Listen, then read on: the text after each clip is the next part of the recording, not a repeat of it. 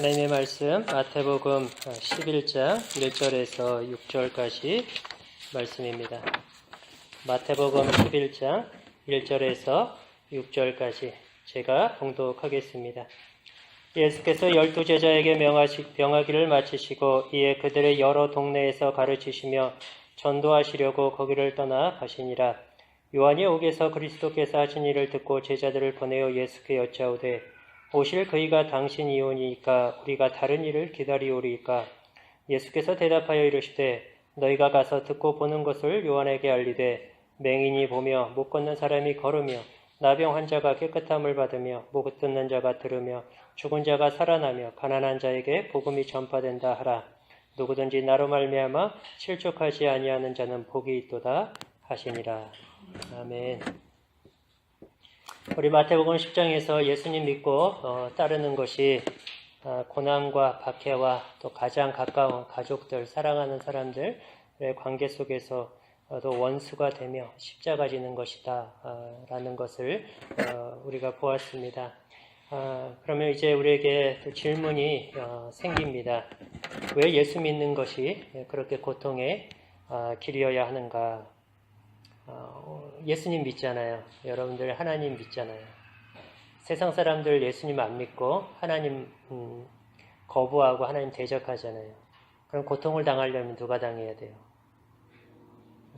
왜 예수 믿는 우리가 고통을 당하고 하나님을 믿고 섬기는 우리가 고난과 박해와 어려움을 당해야 합니까? 하나님 모르는 저들이 고난을 당해야 되고 하나님 모르는 저들이 벌을 받아야 되고 우리는 잘 돼야 되지 않겠습니까? 이런 질문들이 생기죠. 지난주에 이제 수아가 소식을 학교에서 들었는지 이렇게 와서 묻더라고요. 인도네시아에서 일가족 테러가 있었습니다. 이제 9살 낸 딸아이가 함께 있는 그냥 IS는 자기들의 소행이다라고 얘기를 하는데 9살 낸 딸아이하고 일가족이 그냥 자폭 테러를 한 거예요. 근데 이제 성당하고 이제 교회에 가서 해서 또 10여 명에 20명 가까운 사람들이 또 이렇게 사상자가 나는 그런 일들이 있었습니다. 수아가 묻더라고요. 이제 그러한 일들을 하면서 또 이야기를 하였습니다. 그런 일들이면 오늘 오전에 오는데 그러더라고요. 수아가 요즘에 그런 생각이 많이 드나 봐요. 그런 얘기를 많이 듣고 하니까. 만약에 모슬렘이 캐나다를 다 정복하고 점령을 하면 그래가지고 집집마다 돌아다니면서 예수 믿으면 믿는지 안 믿는지 확인하고 그러면 우리 어떻게 해야 되냐고요. 어떻게 빨리 캐나다 떠야지. 근데 캐나다를 뜰 수도 없으면 그럼 어떻게 죽어야지. 그런데 이게 그런 일들을 소식이 들리고 정말 그게 그런 어떤 끔찍한 일들, 무서운 일들이 또 우리 주변에서 실제로 벌어지고 있지 않습니까? 그런 일들이 있을 때 그렇게 아이처럼 질문이 되는 거죠. 왜 예수 믿는, 하나님 믿는 우리가 그런 일을 겪고 당해야 하는가? 똑같은 질문을 오늘 세례 요한이 하고 있습니다. 3절이죠. 예수께 여짜오되 오실 그이가 당신이오니까 우리가 다른 일을 기다리오리까. 제자들을 보내서 세례 요한이 지금 감옥에 갇혀 있어요. 그의 제자들을 예수님께 보내서 묻는 거예요. 오실 분이 당신이 맞습니까? 아니면 우리가 다른 분을 기다려야 됩니까? 왜 물을까요? 세례 요한 예수님 하나님이 알려주셨어요. 저분이 보라 하나님의 세상죄를 지고 가는 하나님의 어린 양이로다. 메시아라는 거 하나님이 알려주셨어요. 그래서 세례까지 베풀었어요. 세례를 베풀 때 그러잖아요. 내가 당신에게 세례를 받아야 할진데 당신이 내게 세례를 받으십니까? 이제 그러면서 예수님이 알아봤단 말이에요. 근데 오늘 제자들 보내서 이렇게 물어봐요. 왜 그럴까요? 헷갈리는 거예요. 이제 당황스러우십니다. 예수님이 오셨고 메시아가 왔는데 자기가 기대했던 일들이 지금 벌어지고 있질 않아요.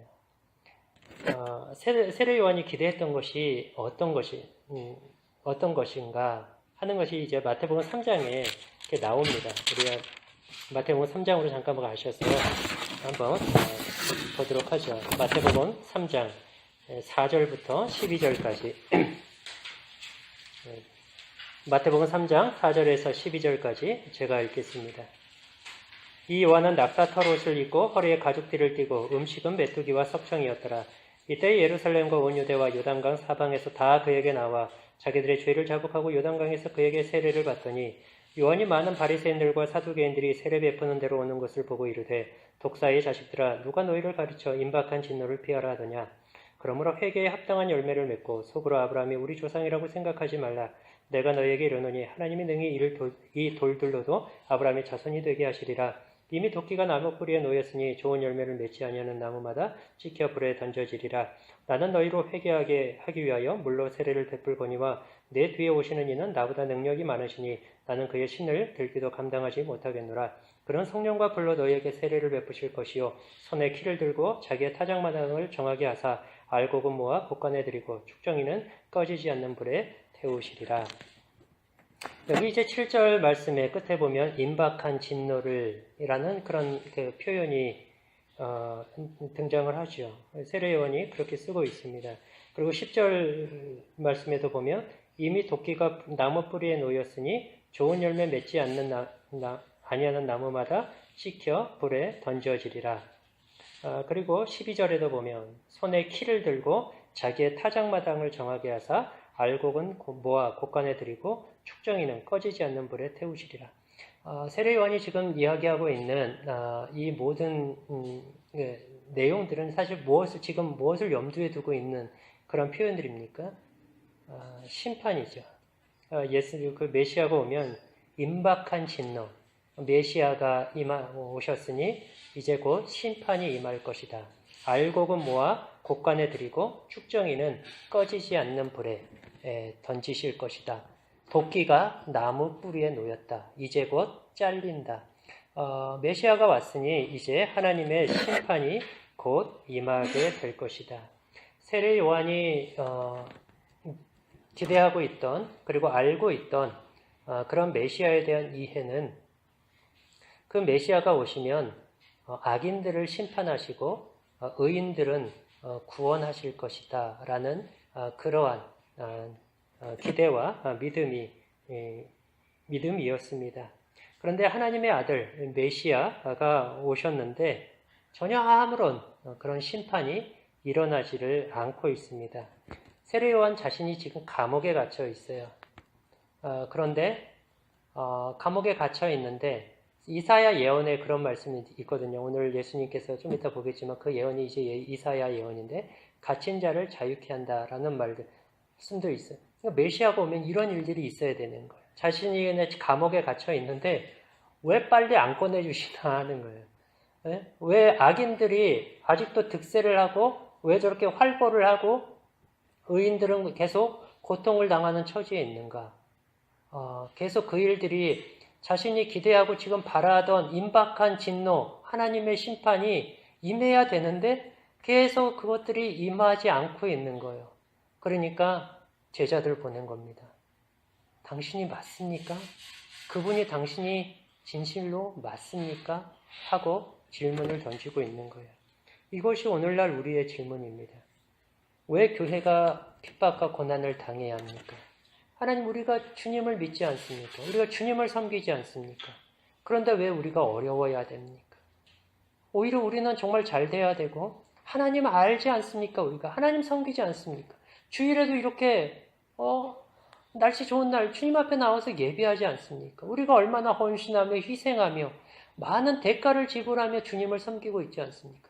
그러면 우리가 복을 받아야 되지 않습니까? 그런데 어떻게 우리 세상은 계속 더 강성해지는 것 같고 더 부해지는 것 같고 예수 모르는 하나님 모르는 저들은 더 잘 되는 것 같은데 우리는 계속 이렇게 이 모양 이 꼴입니까? 라는 질문이에요. 세례요한과 같은 질문이죠. 이에 대해서 오늘 예수님께서 이렇게 오늘 본문에서 대답을 하십니다. 5절 말씀입니다. 맹인이 보며 못 걷는 사람이 걸으며 나병 환자가 깨끗함을 받으며 못 듣는 자가 들으며 죽은 자가 살아나며 가난한 자에게 복음이 전파된다 하라. 이 말씀은 방금 말씀드린 것처럼 이사야가 예언한 메시아에 대한 예언한 그러한 말씀을 예수님께서 그대로 그 구약을 인용하여 말씀을 하고 있습니다. 그 이야기는 내가 메시아 맞다라는 것을 밝히시는 것이죠. 그러면 왜 심판은 안 일어납니까? 세례요한이 묻고 싶은 것이죠. 심판은 어떻게 된 것입니까? 왜 악인들을 심판하지 않고 의인이 감옥에 갇혀있는 저 왜 안 꺼내주십니까? 라고 예수님 이렇게 질문이 되는 거죠. 여기에 이제 세례요한과 그리고 저와 여러분이 깨달아야 할, 알아야 할 메시아와 메시아의 오심과 하나님의 나라에 대한 그런 의미가 있습니다. 예수님 말씀이 이거예요. 나는 심판자로 이 세상에 온 것이 아니라 나는 구원자로 왔다. 하나님 나라는 심판이 아니라 구원의 나라로 와 있다라고 말씀하시는 거예요.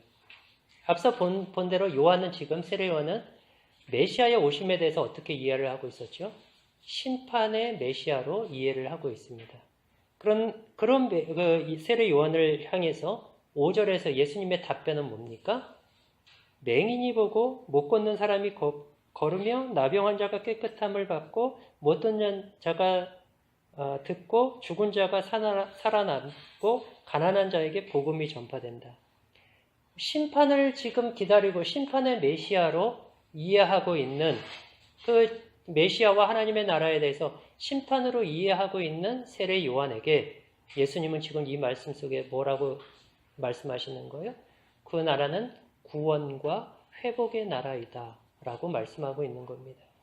왜 심판이 안 일어납니까? 라고 묻는 세례 요한에게 하나님의 나라는 못 걷는 자가 걷고 가난한 자에게 복음이 전파되고 죽은 자가 살아나고 고침받고 치료되고 낫고 살아나는 구원과 회복의 나라이다. 그 나라는 심판의 나라로 와 있는 것이 아니다 라고 말씀하고 있는 것입니다. 하나님의 나라는 세상 나라를 심판하고 이 땅 가운데에 하나님의 나라를 멋들어지게 건설하는 그런 것이 아니다 하는 것입니다. 세상을 뒤집어 엎고 악인들을 다 심판하고 의인들을 멋있게 모든 불신자들 가운데 멋있게 이렇게 다 높여서 악인들을 다 멸망시키고 의인들만 다 되어 있는 그러한 나라를 이 세상 속에 지상에 건설하는 것이 그렇게 하나님의 나라가 와 있는 것이 아니다. 나는 그러한 목적으로 여기에 이 땅에 온 것이 아니다 라고 말씀하는 거예요. 하나님의 나라는 고치고 치료하고 낫게 하고 살리는 그러한 나라로 와 있다 하시는 것입니다. 이것이 동일한 질문을 던지는 우리에게 주시는 예수님의 대답이에요. 하나님의 나라는 우리의 구원은 물리적 힘으로 심판하고 정복하는 그런 어떤 나라와 구원으로 우리에게 다가와 있는 것이 아니라 오히려 어떤 면에서 그 나라는 정복당하는 거예요. 이제 다음 시간에 보겠지만 거기에 보면은 이제 침노한다라는 12절에 보면 하나님의 나라는 침노를 당한다 그러게. 오히려 하나님의 나라는 침노를 당하는 거예요. 침입을 당하는 거예요. 어떤 면에 하나님의 나라는 정복되어지는 거예요. 그렇게 되어지면서 그 나라는 커가는 거예요. 이 부분은 다음 시간에 좀 더 우리가 좀 살펴보도록 하겠습니다. 어쨌든 하나님께서 우리에게 가르쳐 주시는 것은 그 나라는 말하자면 높이 오르고 힘을 가져서 권세를 부리는 그러한 나라가 아니다 하는 것이에요. 말씀드린 대로 고치고 치료하고 살리며 회복시키는 나라입니다. 저와 여러분이 얻은 구원과 예수님이 우리를 하나님의 자녀 삼으셔서 이 땅 가운데에서 이루어 가실 하나님의 나라는 세상 속에서 힘을 가지고 어떤 높은 위치에 올라가서 권세를 부리고 우월함을 외적으로 어떤 우월함을 과시하여서 세상 사람들을 기죽이고 세상 사람들을 너희가 틀렸다라는 것을 증명하는 것과 같이 그러한 방식으로 하나님의 나라를 이 땅 가운데 하나님께서 계획하고 의도하고 있지 않다라는 것이. 그 나라는 섬기는 나라고 낮아지고 용서하고 사랑하고 베풀고 하는 그러한 나라로 와 있다는 것이. 세상 사람들은 꼬리가 되게 하고 믿는 자들은 머리가 되게 하는 방식으로 하나님의 나라가 와 있지 않고 낮은 곳에서 섬기고 사랑하고 희생하는 것으로 그 나라를 세우시고 건설하시고 이루어 가시고 완성해 가신다라는 것이에요. 그렇게 그것을 위해서 예수께서 메시아가 오셨고 그렇게 하나님의 나라가 이 땅 가운데에서 임하고 그것이 지금도 세워지고 있고 확장되어져 가고 마침내는 완성이 될 것이다 하는 것이에요. 심판이 아니라 구원과 회복으로 와 있다 하는 것입니다.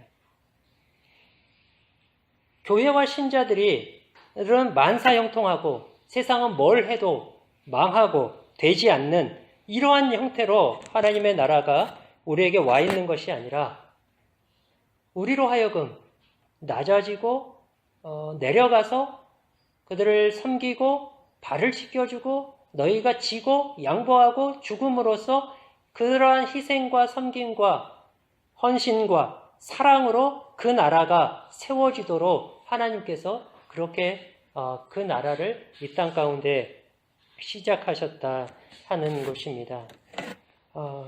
하나님의 나라가 이렇게 우리가 기대하는 것과 다르게 하나님의 나라가 세상을 쪽팔리게 하고 세상을 망하게 하고 믿는 자들을 이렇게 우뚝 세워서 그렇게 증명하는 것이 아니라 어떤 우리가 죽고 낮아지고 깨지고 우리가 오히려 밑바닥에 내려감으로써 그 나라가 세워지고 그 나라가 더 확장되어지고 이루어지도록 하나님께서 그렇게 하신다 하는 것입니다. 그것이 비단 오늘 본문 속에서뿐만 아니라 마태복음 26장에서 나오는 한 사건에서도 우리가 엿볼 수가 있습니다. 마태복음 26장, 예수님 겟세마네 기도가 나오는 장면인데 거기 이제 예수님께서 잡히시는 장면이 나옵니다. 그 사건에 기록된 내용들을 가운데에 우리가 이런 말씀이 있습니다. 우리 마태복음 26장 47절부터 47절에서 54절을 읽겠습니다. 말씀하실 때 12 중에 하나인 유다가 왔는데 대제사장들과 백성의 장로들에게서 파송된 큰 무리가 칼과 몽치를 가지고 그와 함께 하였더라. 예수를 파는 자가 그들에게 분노를 짜 이르되 내가 입맞추는 자가 그이니 그를 잡으라 한지라.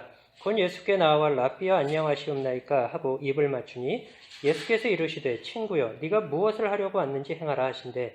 이에 그들이 나와 예수께 손을 대어 잡는지라.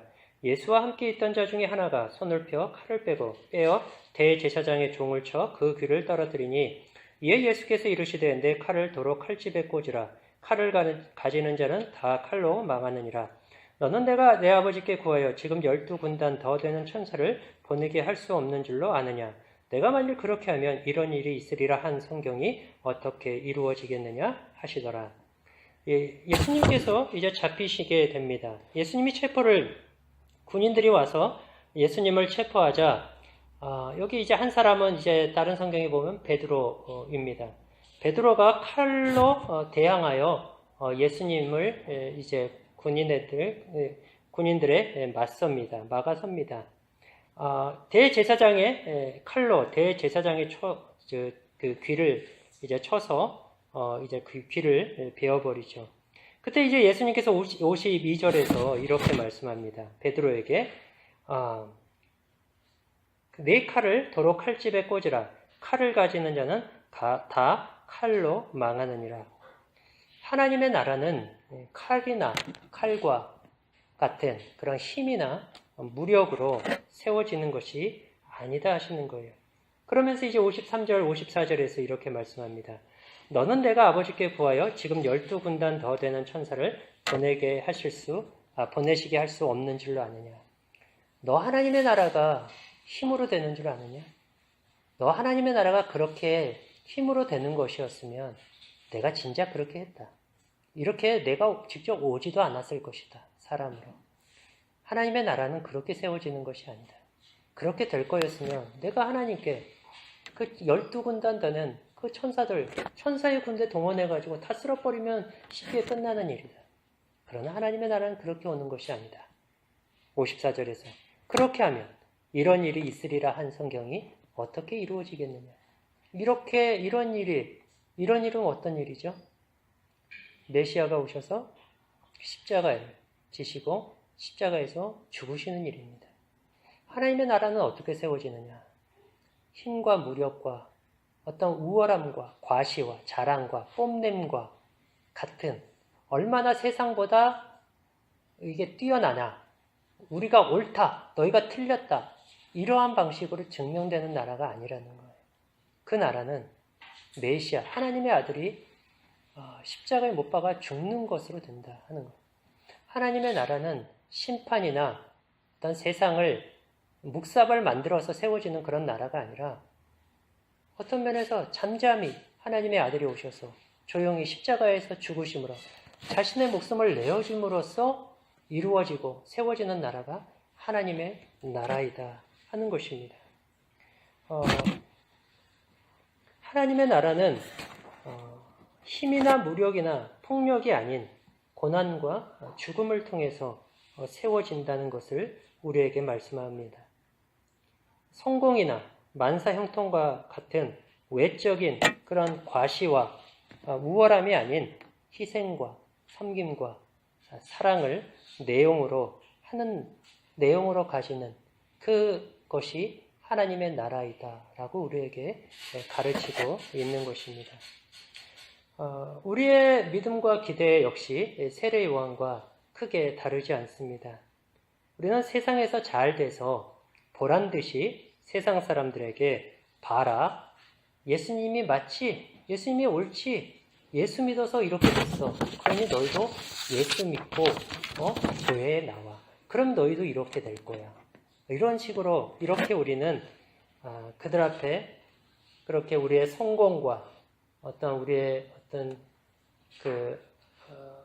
우월한 우월하게 이루어진 결과들을 가지고 세상에 보란듯이 그것들을 내어 보임으로써 세상을 그리스도께로 인도하고 하나님을 멋들어지게 증명하고 싶은 그런 마치 드라마나 영화나 사극 같은 데 보면 악당이 이제 그 주인공이 고난을 당하다가 멋있게 반전을 해서 아주 통쾌하죠. 그런 장면들을 보면 우리가 하나님의 나라가 그렇게 확인이 되고 이렇게 증명이 되고 그래서 보란듯이 세상 앞에 한번 이렇게 쫙 과시하고 싶은 그러한 기대와 그런 소망, 그런 믿음들이 우리에게 있는데 예수님은 그렇지 않다라는 거예요. 성경은 전혀 그렇게 우리의 구원과 하나님의 나라를 우리에게 말하고 있지 않다 하는 것입니다. 여러분, 기독교의 힘은 교회의 크기나 교인의 수나 어떤 이러한 것들에 있지 않습니다. 얼마나 세상에서 뛰어난 재력가나 정치가나 어떤 학자들이 교회에 나오느냐, 그런 것에 달려있는 것도 아니에요. 얼마나 기독교가 어떤 돈을 많이 가지고 있고 부를 쌓고 있느냐, 그것도 아닙니다. 기독교의 힘은 그런 것에 있지 않습니다. 그런 외적인 크기나 힘이나 그런 우월함에 있지 않습니다. 우리는 그런 것들을 우리에게 이렇게 하나의 자랑과 어떤 이렇게 보이는 강력한 강력한 무엇으로 우리는 삼아서 사회나 세상에 발언권을 가지고 영향력을 행사하고 싶어 합니다. 그러나 성경이 말하는 교회와 하나님의 나라, 신앙은 전혀 그런 것이 아니다 하는 것입니다. 램프 교회가 이제 교회를 위해서 기도할 때 이제 물론 이제 우리 교회 가운데에 하나님께서 또 더 많은 하나님의 사람들을 또 보내주셔서 그들이 또 말씀으로 잘 훈련받고 또 자라서 예수님을 닮은 사람들이 돼서 세상 속에 좋은 영향을 끼치며 하나님의 나라와 하나님의 이름의 영광을 돌리는 그러한 사람들이 세워지기를 또 소망하며 하나님 앞에 기도를 합니다. 그러나 교회의 힘은, 그 램프교회의 자랑은 사람이 많고 적음에 있지 않습니다. 얼마나 이 교회가 재정적으로 자립하고, 그걸 위해서도 기도하고 있습니다. 교회가 재정적으로도 자립할 수 있도록. 그러나 얼마나 재정을 많이 갖고 있느냐도 교회의 힘이 아닙니다. 교회의 힘과 교회의 자랑, 교회의 어떤 그러한 능력은, 그러한 교회의 교회다움은 그런 어떤 얼마만큼 세상보다 이렇게 나아서 세상에게 보란듯이 그렇게 큰 소리 치는 것이 아니라 얼마나 주님의 말씀과 주님의 걸어가신 발자취를 얼마나 깊이 충실하게 잘 따라가느냐 하는 것에 그 교회다움이 있습니다. 그것은 예수님이 가셨던 것 같이 그거는 고난의 길이요 십자가를 지는 길입니다. 자기를 부인하는 것이고 자기가 십자가에서 죽는 길입니다. 낮아지는 것이고 그리고 섬기는 것이고 베푸는 것이고 희생하고 사랑하는 것입니다. 거기에 이제 교회다움에 그 교회가 교회다움이 있는 것입니다. 하나님의 나라는 그 복음의 능력은 바로 그러한 것에 있다 하는 것이에요. 왜 믿는 자가 고통을 당하는가? 왜 하나님은 악인들을 심판하지 않으시는가? 하나님의 나라는 지금 심판으로 와 있는 것이 아니라 은혜로 와 있기 때문입니다. 세상을 심판하고 멸망시킴으로 하나님의 나라를 세우는 그러한 방식이 아닌 마치 한 알의 씨가 땅에 떨어져 죽어서 열매를 맺는 것과 같은 그러한 방식으로 하나님의 나라가 지금 이 세상에 와 있는 것입니다. 왜 교회와 믿는 자들이 고통을 당하고 세상은 형통하는가? 지금은 심판의 때가 아니라 은혜의 때이기 때문입니다. 이 종말의 끝에는 예수께서 재림의 주로 오실 때는 그때에는 이 땅에 이제 하나님의 공정한 심판이, 정의의 심판이 임하게 될 것입니다. 그러나 아직까지는 이 세상에 하나님께서 심판의 때가 아닌 은혜의 때로 하나님께서 이 시간들을 허락하고 있는 것입니다. 그래서 우리가 여러분 요한복음 3장 16절 말씀을 잘 아시죠? 요한복음 3장 16절 다 같이 한번 암송해 볼까요? 하나님이 세상을 이처럼 사랑하사 독생자를 주셨으니 이는 저를 믿는 자마다 멸망치 않고 영생을 얻게 하려 하심이라. 그 다음 17절이 무슨 말씀인지 아십니까? 하나님이 그 아들을 보내신 것은 세상을 심판하려 하심이 아니요 그로 인하여 세상이 구원을 받게 하려 하심이라. 하나님께서 예수님을 세상에 보내신 것은 세상을 심판하려 하심이 아니라 세상을 구원하게 하시기 위함입니다. 하나님의 나라가 지금 심판으로 와 있는 것이 아니라 은혜로 와 있는 것입니다. 만약에 하나님의 나라가 저와 여러분이 기대하는 것과 같은 그런 걸로 당장에 이 세상이 심판하면 좋겠다라고 하나님의 나라가 그렇게 와 있으면 아마도 저와 여러분은 이 자리에 와 있지 못할 것입니다. 왜냐하면 하나님의 은혜가 있었기 때문에 지금도 심판이 아닌 구원의 때로 하나님이 허락하고 있었기 때문에 저와 여러분이 중간에 복음을 듣고 예수를 믿고 이 자리에 와 있게 된 것이지 않습니까? 만일 하나님의 심판이 임하였고 은혜가 있지 않았다면 저와 여러분의 이 자리에 결단코 와 있지 못할 사람들이 여기에 많이 있을 것입니다. 하나님의 때가 지금은 은혜로 우리에게 와 있는 것입니다. 하나님의 그 구원에 하시는 그 은혜에 이제 저와 여러분은 거기에 참여를 하고 있고 동참을 하고 있는 것이에요.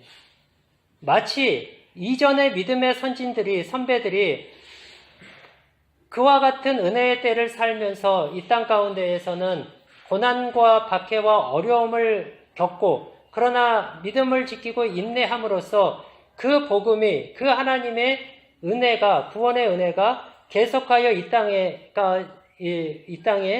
흘러와서 그 은혜의 복음이 저와 여러분에게까지 임하여 우리가 복음으로 인하여 구원을 얻은 것과 같이 이제는 저와 여러분이 동일한 믿음의 사람들이 살아갔던 그 삶의 발자취를 우리가 걸어감으로 인하여서 또 다른 하나님의 구원하시고자 하는 자들이 지금도 구원을 얻는 그러한 혜택을 받고 누리게 되는 것이에요.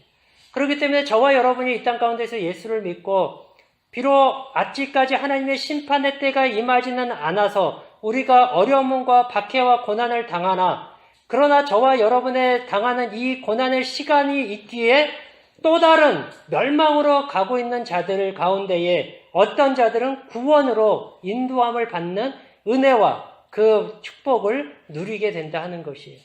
누군가를 구원하는 일에 저와 여러분의 이 고난의 삶이 쓰여지고 거기에 동참하고 있다 하는 것이에요. 나만 이제 예수 믿었으니까 하나님 일 좀 하고 끝내죠. 이렇게 돼버리면 곤란하다 하는 것입니다. 세례 요한은 예수님의 말씀을 전해 듣고 이제 그의 마음을 준비해야 합니다. 어떤 준비일까요? 자신의 믿음과 기대와는 다른 하나님의 나라를 이해하고 받아들일 준비를 해야 하는 것입니다. 그것은 세례 요한에게 있어서는 계속 감옥에서 지내는 것이 됩니다. 그리고 세례 요한은 순교의 죽음을 자리에까지 가야 하는 것입니다. 세례 요한은 여기 감옥에 계속 있다가 말도 안 되는 황당한 죽음을 맞게 됩니다. 이러한 자리까지 받아들여야 되는 그것이 이제 세례 요한에게 주어지는 어떤 면에서 요구이고 그것들을 받아들일 준비를 그는 해야 되는 것이에요. 마찬가지로 동일한 삶이 우리에게 요구되고 있습니다. 심판과 우월함으로 우리의 믿음, 여러분의 믿음을 그런 것들로 보상을 받고 세상에 보란듯이 내세우려는 어떤 이러한 마음들이 아니라 희생하고 섬기고 봉사하고 세상 가운데 빛과 사랑의 그러한 사람들로 나타나서 그것으로 세상 가운데에 예수 그리스도와 하나님의 나라를 이제 증거하는 삶으로 저와 여러분이 부름받고 있는 것입니다. 이러한 말씀들이 우리에게 쉽지 않기 때문에 오늘 말씀 6절에서 예수님이 이렇게 말씀하고 있습니다. 누구든지 나로 말미암아 실족하지 아니하는 자는 복이 있으리라. 이 이야기를 왜 하실까요? 실족하는 자가 있을 것이기 때문입니다. 우리의 믿음과 우리의 기대와 다른 믿음의 삶, 신앙의 길, 그것 때문에 실족하는 자가 있을 수 있다 하는 것이에요. 예수 믿는 게 이런 거였어. 교회 다니는 게 이런 거였어. 신앙생활이 이런 거였어. 너무 힘들어. 못하겠어. 그렇게 실족하지 않는 자가 끝까지 인내하며 믿음의 길을 가는 자, 그에게 복이 있을 것이다 말씀하고 있는 것입니다. 저와 여러분들이 예수님을 따르는 길이 결코 쉽지 않으나 그러나 이 길이 생명의 길이요 참된 복과 또 진리와 가치 있는 그러한 길임을 다시 한번 늘 우리 마음속에 새기시고 그것들을 늘 확인하셔서 힘들고 어렵지만 실족하지 마시고 끝까지 믿음으로 인내하며 또 주님 안에서 또 주의 사람으로 이 땅 가운데서 온전하게 살아서 여러분의 그 예수님을 닮은 고귀한 거룩한 인격과 성품과 삶으로 세상 속에서 하나님 나라의 참된 가치들을 증거하고 드러내 보임으로써 여러분의 인생이 하나님의 나라에 또 영혼을 구원하는 데 귀하고 복되게 쓰임받는 그러한 은혜가 있기를 간절히 소망합니다. 기도하겠습니다. 하나님 아버지, 우리에게 우리가 가는 길이 결코 쉽지 않지만 그러나 예수님께서 먼저 이 길을 가셨고 또 우리에게 기꺼이 따라오라 하십니다. 우리가 할 수 없는 것이었다면 예수님께서 우리에게 요구하지도 않으셨을 것입니다. 하나님 아버지, 우리가 이 땅에서 세상 속에서 참 세상의 방식대로 참 멋있게 그렇게 우리의 믿음이 증거되고 예수님이 드러나고 하나님의 나라가 복음의 능력이 있음이 그 진리가 그렇게 멋들어지게 보란 듯이 나타났으면 하는 그러한 마음들이 우리 안에 있지만 그러나 이것이 하나님의 일하심이 아니라는 것을 오늘 말씀을 통하여서 확인하고 깨닫습니다.